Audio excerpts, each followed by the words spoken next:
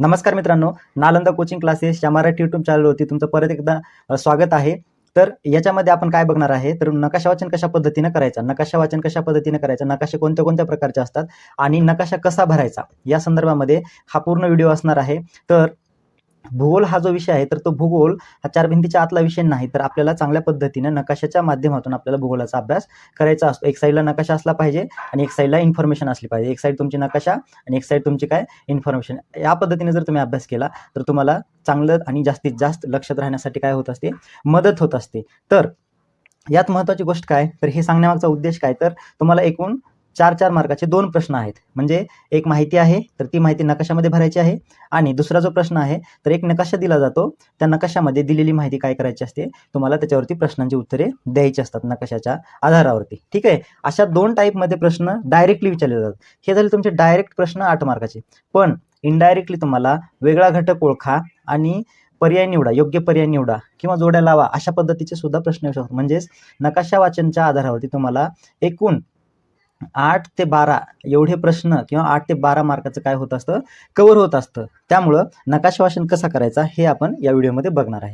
सर्वात प्रथम सगळ्यात महत्त्वाची गोष्ट काय, तर दिलेला जो नकाशा आहे, तर तो नकाशा कोणत्या पद्धतीचा आहे ते बघायचं असतं आपल्याला. नकाशामध्ये 2च प्रकार आहेत. त्यामध्ये आपल्यासाठी 10वीला ह्या वर्षी जे आहे ना, 2 प्रकारचे नकाशे आहेत. एक तर भौगोलिक असतो आणि दुसरा राजकीय नकाशा असतो. हे दोन्हीही नकाशे मी व्हिडिओच्या शेवटी बोर्डाचे जे पेपर आलेले आहेत बोर्ड एक्झामला, ते एक्झाम घेणार आहे. व्हिडिओ शेवटपर्यंत बघा आणि तिथं आपली काय होईल, प्रॅक्टिस होईल. काय पहिली गोष्ट काय, तर नकाशाचा प्रकार कोणता आहे तो बघायचा आपल्याला. कोणता असतो नकाशा? एकतर तो भौगोलिक नकाशा असतो, दुसरा राजकीय नकाशा असतो. त्या राजकीय नकाशामध्ये काय असतात, राज्य दिलेले असतात, त्यांच्या राजधान्या असतात किंवा एखादा देश असतो, त्या देशातल्या सगळ्या राज्य आणि राजधानी यांची माहिती त्या नकाशामध्ये दिलेली असते. हे झालं राजकीय नकाशामध्ये. त्यांच्या आंतरराष्ट्रीय सीमा असतील किंवा त्यांचे जे बॉर्डरला देश असतील किंवा आंतरराष्ट्रीय सीमा म्हणजे दक्षिणेकडील देश असतील किंवा उत्तरेकडील देश असतील, या कोणते कोणते देश आहेत एखाद्या देशाच्या आजूबाजूला. समजा भारत आहे, तर भारताच्या आजूबाजूला कोणते देश आहेत, तर ते सुद्धा आपल्याला बघता येतात. ते राजकीय नकाशाच्या माध्यमातून आपल्याला समजतं. दुसरा येतो भौगोलिक नकाशा. ह्या भौगोलिक नकाशामध्ये पर्वत येतात, नद्या येतात, समुद्रांचा समावेश होतो. त्यानंतर मृदा असते, शेती, उद्योग, लोकसंख्या दाखवलेली असते, पर्जन्यमान दाखवलं असतं, तापमान दाखवलं असतं.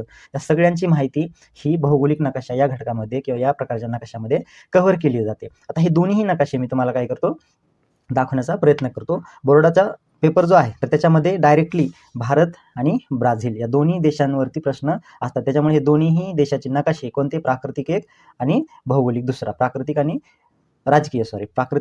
राजकीय दोन्ही प्रकारचे नकाशा तुम्हाला व्यवस्थित करून ठेवायचं आहे. हा भारताचा राजकीय नकाशा इथं दिलेला आहे बघा. भारताचा काय राजकीय नकाशा. या नकाशामध्ये आपल्याला काय केंद्रशासित प्रदेश दिलेले आहेत किंवा राज्य दिलेले आहेत, त्यांच्या राजधान्या सुद्धा सगळ्यांची माहिती व्यवस्थित दिलेली आहे.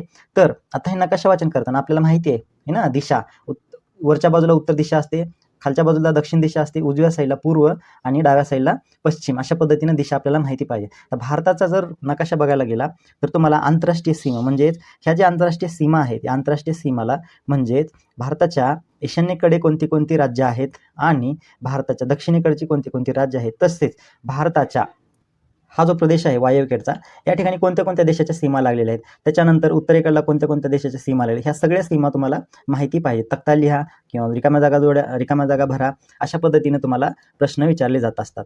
आता याच्यात भारताचा नकाशा हा राजकीय आहे, तर त्यामध्ये भारतात वेगवेगळ्या प्रकारची राज्य आहेत आणि केंद्रशासित प्रदेश आहेत, त्यांच्या राज्य आणि त्यांच्या राजधान्या दिलेल्या आहेत, आपण बघितलेल्या आहेत. तर त्यानंतर भौगोलिक नकाशा जो आहे भारताचा, तर तो बघूयात. हा भारताचा भौगोलिक किंवा प्राकृतिक नकाशा आहे. यामध्ये पर्वते असतील, त्याच्यानंतर पठारे असतील, त्याच्यानंतर मैदान असतील किंवा समुद्री किनारी प्रदेश असतील किंवा महत्त्वाची बंदरं असतील किंवा अजून उंच पर्वतीय प्रदेश असतील किंवा उंच शिखरं असतील, या सगळ्यांचा समावेश या भौगोलिक नकाशामध्ये केला जातो. तसेच नद्या असतील, नद्यांचा उगम असेल, त्या कोणत्या दिशेने वाहतात आणि कोणत्या समुद्राला जाऊन मिळतात, या सर्वांची माहिती या प्राकृतिक भूगोल, भारताचा जो प्राकृतिक भूगोल आहे त्याच्यामध्ये आपल्याला भेटत असते. ही 3 गोष्टी लक्षात ठेवा. अरबी समुद्र, बंगालचा उपसागर आणि दक्षिणेकडेचा असलेला आपल्याला हिंदी महासागर, असे 3 प्रकारचे हे जे सागर आहेत, समुद्र आहेत, हे व्यवस्थित लक्षात ठेवा. विचारतो दक्षिणेकडे कोणता आहे, पूर्वेकडे कोणता आणि पश्चिमेकडे कोणता आहे. हे झालं भारताचा प्राकृतिक आणि दुसरा राजकीय. तसेच अगदी त्याचप्रमाणे आपल्याला ब्राझीलचा सुद्धा प्राकृतिक आणि कोणता म्हणतो आपण त्याला, राजकीय नकाशा आपल्याला बघावा लागतो. तर हा जो आहे ब्राझीलचा राजकीय नकाशा आहे. तर याच्यामध्ये पूर्वेकडं कोणते महासागर लागलेले आहेत, कोणत्या महासागरांची सीमा त्याला लागलेली आहे. त्याच्यानंतर ब्राझील हा जो देश आहे, त्या देशाच्या आंतरराष्ट्रीय सीमा कोणत्या कोणत्या देशांना लागून आहेत ते बघायचं आहे. त्याच्यानंतर या देशात कोणती कोणती राज्य आहेत आणि त्यांच्या लोकेशन काय आहे हे सुद्धा बघा राजकीय नकाशामध्ये. आणि ब्राझीलची राजधानी जी आहे तर त्या ब्राझीलच्या राजधानीचं लोकेशन ब्राझिलिया कोणत्या ठिकाणी आहे हे सुद्धा लक्षात ठेवायचा प्रयत्न करा. एक नकाशा जो आहे राजकीय आणि दुसरा जो आहे भौगोलिक. एकामध्ये हे अशा पद्धतीने राज्य, त्यांच्या सीमा, त्याच्यानंतर आंतरराष्ट्रीय सीमा असतील, या सगळ्या गोष्टी महत्त्वाचे जे सिटीज आहेत तर त्यांच्या सुद्धा लोकेशन लक्षात ठेवायचा प्रयत्न करा. सेम ब्राझीलचा राजकीय झाला, त्यानंतर येतो तुमचा भौगोलिक. हा प्राकृतिक नकाशा आहे ब्राझीलचा. भौगोलिक नकाशा यामध्ये लक्षात ठेवण्यासारख्या गोष्टी कोणत्या आहेत तर अमेझॉनची नदी खोरे आहे, त्यानंतर मार्जा बेट आहे, परत पंपाज हे जे नावाचं गवताळ प्रदेश आहे ते लक्षात ठेवा. ब्राझीलच्या राजधानीचं लोकेशन ब्राझिलिया लक्षात ठेवा. पॅन्टानॉल नावाचं एक काय ते प्रदेश आहे म्हणजे पठारासारखं. त्याच्यानंतर काय हे पुरुष नदी आहे, त्यानंतर जापूज नदी आहे, निग्रो नदी आहे, निन्गो. त्याच्यानंतर हे जे आहे ते पूर्वर दिलेला तुमचा जो भाग आहे पिको दी नेब्लिना हा प्रदेश सुद्धा काय करायचा तुम्हाला लक्षात ठेवायचा. उंच भूमीचा प्रदेश आहे तो. अशा पद्धतीनं दोन घटक म्हणजे प्राकृतिकमध्ये नद्या, पर्वते, पठारे, त्याच्यानंतर मैदाने, समुद्रकिनारी प्रदेश आणि महत्त्वाची ठिकाणं किंवा शहरं, यांचा ऐतिहासिक शहरे म्हणतो आपण, यांचे समावेश या घटकांमध्ये होतो. आणि राजकीय जो नकाशा असतो किंवा राजकीय नकाशामध्ये त्या राज्याची किंवा त्या देशातली घटक राज्य, केंद्रशासित प्रदेश आणि महत्त्वाचे शहरं आणि त्या शहरांचं लोकेशन, राजधान्यांची ठिकाणं कुठे कुठे आहेत हे तुम्हाला लक्षात राहिलं पाहिजे. ठीक आहे. आता बोर्ड परीक्षेला डायरेक्टली प्रश्न कशा पद्धतीने येतो तर ते बघायचं आहे. तर नकाशा वाचन करताना दोन गोष्टी बघितल्या, दोन नकाशे बघितले आपण. त्यात पहिला बघितला प्राकृतिक, दुसरा बघितला राजकीय. तर आता वाचन करत असताना काय करायचं, अगोदर सांगितल्याप्रमाणे दिशा लक्षात ठेवा. वरच्या बाजूची उत्तर असते, खालच्या बाजूची दक्षिण असते, पूर्वेकडची बाजू असते, उजव्या बाजूची असते पूर्वेकडं आणि डाव्या बाजूची असते पश्चिम असते. या पद्धतीने नकाशा दिशा लक्षात ठेवा. हे झाल्या मुख्य दिशा.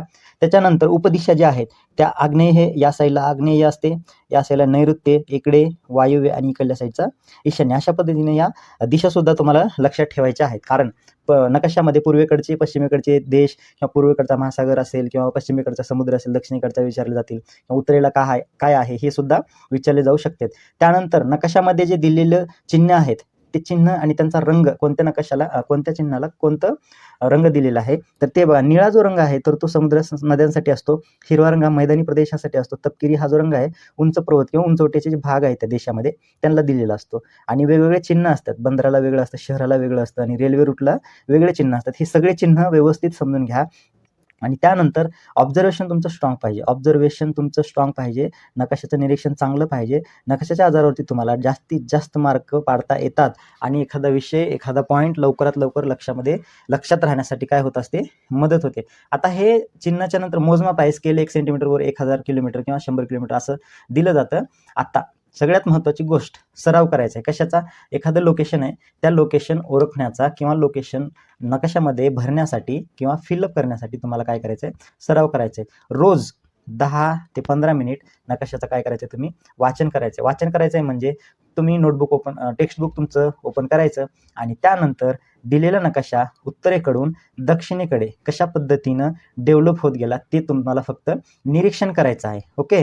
त्यात करायचं काय, नद्या असतील त्या नद्या कोणत्या प्रदेशामधून वाहत आहेत, त्याच्यानंतर त्यांचा उगम कुठून झालेला आहे, त्याच्यानंतर त्या नद्या कोणत्या ठिकाणी किंवा कोणत्या समुद्रात जाऊन मिळतात. ठीक आहे. त्यानंतर येतं तुमचं पर्जन्य, सगळ्यात जास्त कोणत्या ठिकाणी आहे, सर्वात कमी कोणत्या ठिकाणी आहे. एखादा देश आहे किंवा भारत, ब्राझील, त्या देशांच्या राजधानीचं ठिकाण कोणत्या ठिकाणी आहे किंवा ठिकाण कुठे आहे हे सुद्धा तुम्हाला लक्षात ठेवता आलं पाहिजे. किंवा पुढे येतो तुमचा अजून मृदा हा घटक आहे. मृदामध्ये जास्त सुपीक मृदा कुठली आहे आणि मृदेमध्ये वेगवेगळे प्रकार आहेत, जांभी मृदा असेल, काळी मृदा असेल, कोणत्या प्रदेशामध्ये कोणती मृदा आढळते हा प्रदेश तुम्हाला नकाशामध्ये भरता आला पाहिजे. त्यानंतर पुढचा भाग येतो तुमचा किनारपट्टीचे जे प्रदेश आहेत, पूर्ण भारताची किनारपट्टी असेल किंवा ब्राझीलची किनारपट्टी आहे, त्या किनारपट्टीच्या प्रदेशावरती जे काही प्रदेश आहेत त्या प्रदेशाची तुम्हाला माहिती व्यवस्थित देता आली पाहिजे. हा साऊथचा नकाशा आहे, किनारपट्टीचा प्रदेश आहे असं समजा आपल्या भारताचा. तर या किनारपट्टीच्या प्रदेशात महत्त्वाची बंदरं कोणती आहेत, मुंबई झालं, त्याच्यानंतर कोचीचं असेल, तामिळनाडूमधले काय बंदर असतील, ओरिसामधला असेल किंवा आंध्र प्रदेशमध्ये विशाखापट्टणम असतील, केरळमध्ये असेल, कन्याकुमारी कुठं आहे, या ठिकाणी किंवा अशा पद्धतीचे जे लोकेशन्स आहेत ते तुम्हाला नकाशामध्ये दाखवता आली पाहिजेत. कमी पर्जन्याचा प्रदेश, जास्त पर्जन्याचा प्रदेश किंवा सुपीक मृदा कुठे आहे किंवा पूर्व पश्चिम अंतर किती आहे, उत्तर दक्षिण अंतर किती आहे, या सगळ्यांची इन्फॉर्मेशन तुम्हाला नकाशाच्या माध्यमातून लक्षात ठेवता आली पाहिजे. अशा पद्धतीनं रोजच्या रोज काय करा, सराव करा, है ना. आणि जो आता परीक्षेमध्ये प्रश्न जो विचारलाय ना तो प्रश्न काळजीपूर्वक वाचा आणि त्यामध्ये नकाशात भरायचा प्रयत्न करा. आता नकाशा भरत असताना आपण पुढे बघूयात, एक पेपर मागच्या वर्षीचा जो आलेला क्वेश्चन आहे तोच क्वेश्चन घेऊयात आणि त्याच आधारावरती आपण नकाशा कसा भरतो ते आपण पाहूयात. हा मागच्या वर्षी आलेला एक प्रश्न आहे. तर प्रश्न असा असतो, तुम्हास पुरवलेल्या ब्राझीलचा नकाशा, माझा इथे ब्राझीलचा आलेला आहे, पुढच्या वर्षी भारताचा येऊ शकतो किंवा ब्राझीलचाच परत येऊ शकतो. काय म्हटलं सांगितलं तुम्हाला की 2 देशांचा तुलनात्मक अभ्यास आहे. भारत आणि ब्राझील या दोन्हीपैकी एक नकाशा येणार म्हणजे येणार. एक ठिकाणी असा जर प्रश्न आला, जर इकडे ब्राझील आले तर दुसऱ्या साईडला भारत येणार आणि जर या टाईपमध्ये जर भारताचा नकाशा आला तर दुसऱ्या टाईपमध्ये ब्राझीलचा नकाशा येतो. अशा टाईपमध्ये तुम्हाला प्रश्न येतात. प्रश्न काय, तर जो ब्राझीलचा नकाशा तुम्हाला दिलेला आहे त्याच्यामध्ये तुम्हाला खाली दिलेले घटक दाखवायचे आहेत आणि त्यांची सूची तयार करायची आहे. आता याच्यासाठी तुम्हाला हे लोकेशन्स ब्राझीलमध्ये कोणत्या ठिकाणी आहे ते तुम्हाला माहिती पाहिजे. त्याच्यासाठी काय करावं लागतं, नकाशा वाचन चांगलं करावं लागतं. तुम्हाला मागचे जे पॉईंट सांगितले ते सगळे पॉईंट लक्षात ठेवा आणि त्या पद्धतीने काय करा, नकाशा वाचन करायला चालू करा. हे प्रश्न तुमचे सुटणार नाही आणि जास्तीत जास्त प्रॅक्टिस करा. नकाशा भेटतो बाजारामध्ये, आउटलाईन भेटतं, रिकाम्या नकाशा भेटतो, आउटलाईन म्हणतो त्याला, आणि त्या नकाशामध्ये ही माहिती भरायचा. परत काय करा, ट्राय करा, सोपं जातं. एक वेळ अशी येते की तुम्हाला ही सगळ्या गोष्टी ऑटोमॅटिक लक्षात राहतात. पहिला पंपाज आहे, मार्जा बेट आहे, ब्राझीलची राजधानी, पिको दी नेब्लिना आहे, पॅराना नदी आहे, मारानाओ राज्य आहे. आता हे जे 6 पॉईंट आहेत त्या 6 पैकी 4 पॉईंट तुम्हाला त्या नकाशा ह्याच्यामध्ये भरायचा आहे. नकाशामध्ये 4 मार्क किती आहेत, 4. तर ते आता ॲक्च्युअलमध्ये मी पुस्तकातला नकाशा यूज केलेला आहे इथं, तर तो बघा कुठं आहेत ती ठिकाणं. आता हा बघा, हा ब्राझीलचा नकाशा आहे. तर ब्राझीलच्या नकाशामध्ये पहिलं काय विचारलं होतं त्यांनी, पंपाज नावाचं जे गवताळ प्रदेश आहे तर ते कोणत्या ठिकाणी आहे, या ठिकाणी आहे. तुम्हाला अशा पद्धतीने दाखवता आलं पाहिजे. आणि दुसरं काय विचारतं, महाराजा बेट कुठे आहे, या ठिकाणी महाराजा बेट आहे. थोडंफार खाली किंवा वर किंवा राईट किंवा लेफ्ट होतं काय प्रॉब्लेम नाही, पण ॲक्युरेट तुम्ही काय करा, तिथं दाखवायचा प्रयत्न करा. आता ब्राझीलची राजधानी काय, ब्राझिलिया, आपल्याला माहिती पाहिजे. कशाने दाखवलेलं आहे ते, इथं ब्राझिलिया हे जे शहर आहे ते डॉटनं दाखवलेलं आहे. पुढचं आहे पिको दी नेब्लिना. आता हे उंच पठाराचं किंवा उंच ठिकाणचा प्रदेश आहे. तर या ठिकाणी बघा 3014 मीटर याची उंची आहे. इथं आहे पिको दी नेब्लिना हे ठिकाण. पुढं आहे पॅराना नदीचं जे आहे ना, तर त्याचं जे लोकेशन आहे, ही पुरुष नदी झाली, त्याच्यानंतर पराग्वे झाली, ही या पंपास जे आहे त्या पंपास गवताळ प्रदेशाच्या वर आहे पॅराना नदीचं लोकेशन. तुम्ही अप्रॉक्सिमेटली जरी दाखवण्याचा प्रयत्न केला तरी चालतं. असं नाही की हे जे लोकेशन आहे पॅराना नदी थोडं खाली जरी आलं तरी चालते.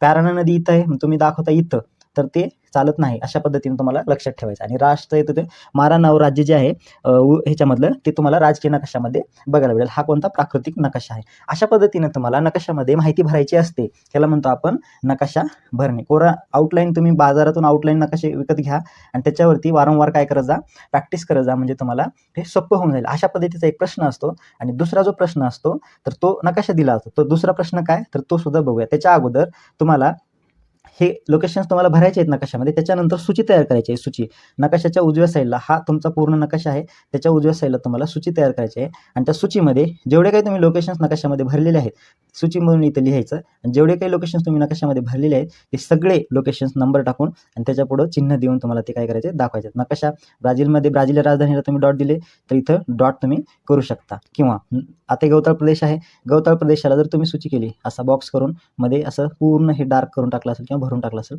ते तसे चालतं. त्याच्यानंतर ब्राझील या नकाशाला किंवा राजधानीला डॉट दिले तुम्ही, असं डॉट सुद्धा करू शकता. अशा पद्धतीने मला सूची सुद्धा बनवायची आहे. त्यांनी सांगितलं आहे सूची तयार करा आणि घटक दाखवा, म्हणजे 4 मार्काचा प्रश्न 2 सूचीसाठी आणि 2 घटक दाखवण्यासाठी. अशा पद्धतीनं हा पहिला प्रकारचा प्रश्न झाला.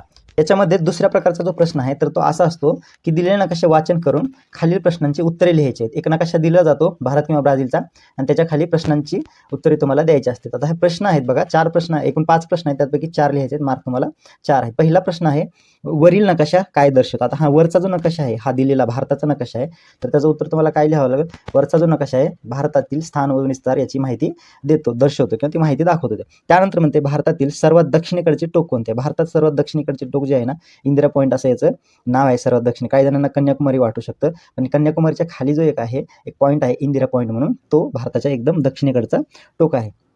ठीक आहे. आता दुसरा अजून एक गोष्ट आहे की तिसरा प्रश्न याच्यामध्ये, भारतातील पूर्व पश्चिम अंतर किती आहे. आता ही दिशा तुम्हाला सांगितल्या, इकडं पूर्व आणि इकडं पश्चिम, ह्यातलं अंतर आहे तो किती आहे, 3000 किलोमीटर. इथं दिसते तुम्हाला 3000 किलोमीटर याचं काय अंतर आहे. त्यानंतर पुढचा प्रश्न येतो, भारताची प्रमाणवेळ कोणत्या रेखावृत्तावरून निश्चित केली जाते. आता हे सुद्धा तुम्हाला सांगता आलं पाहिजे. प्रमाणवेळ किती 82 काहीतरी समथिंग असं पूर्वरेखावृत्त असं दिलेलं आहे. इथं भारतीय प्रमाणवेळ इथं दिसते तुम्हाला नकाशामध्ये. भारतीय प्रमाणवेळ जी आहे 82.30 पूर्व रेखावृत्त याच्यानुसार प्रमाणवेळ निश्चित केलेली आहे. पुढं भारताच्या पश्चिमेला कोणता समुद्र आहे? आता दिशा माहिती पाहिजे. पश्चिम ही दिशा आहे, त्यामुळं अरबी समुद्र हा भारताच्या पश्चिमेला स्थित आहे. अशा पद्धतीचे प्रश्न तुम्हाला बोर्ड परीक्षेला वारंवार विचारले जातात आणि कंटिन्यू हा प्रश्न असतो. 100% परीक्षेला या 2 नकाशावरती प्रश्न असतो. एक साईडला जर ब्राझील आला तर दुसऱ्या साईडला भारत येतो. तिकडे जर ब्राझील आला तर इकडे भारत आणि इकडे जर भारत असेल तर इकडं ब्राझील. अशा पद्धतीनं 2 प्रकारचे नकाशे, एक भारत आणि एक ब्राझील. त्याच्यात 2 प्रकार, एक प्राकृतिक आणि दुसरा राजकीय. एक प्राकृतिक, एक राजकीय. अशा पद्धतीचे 20-20 नकाशे तुम्ही आणून प्रत्येक नकाशाचा व्यवस्थित निरीक्षण करून प्रॅक्टिस करा, सराव करा. कारण तुम्हाला हे प्रश्न हातचे सोडायचे नाहीत. मी काय म्हणतो 40 पैकी 40 मार्क पडत असतात जिओग्राफीमध्ये, हिस्ट्रीमध्ये व्यवस्थित अभ्यास केला तर. एकदम सोपं आहे हे, एवढं अवघड नाही याच्यामध्ये. ठीक आहे. वारंवार किंवा सतत काय करा, प्रॅक्टिस करा. म्हणतो ना प्रॅक्टिस मेक्स मॅन परफेक्ट, तसं होईल ते. ओके. व्हिडिओ शेवटपर्यंत बघितला त्याबद्दल धन्यवाद. चॅनलवर जर पहिल्यांदा आला असेल तर सबस्क्राईब करा, मित्रांना शेअर करा. नालंदा कोचिंग क्लासेसला सपोर्ट करायला विसरू नका. धन्यवाद.